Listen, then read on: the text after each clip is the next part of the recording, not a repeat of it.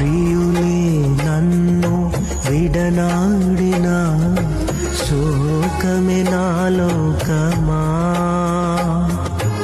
అనాథగానే మిగిలానే నా కథ ముగిసినదే.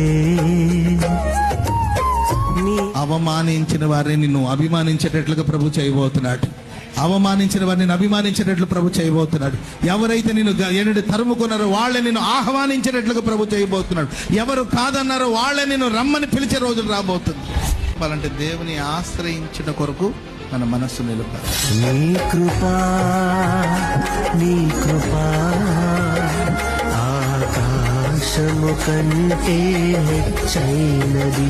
నీ కృపా, నీ కృపా ఆకాశము కంటే హెచ్చైనది.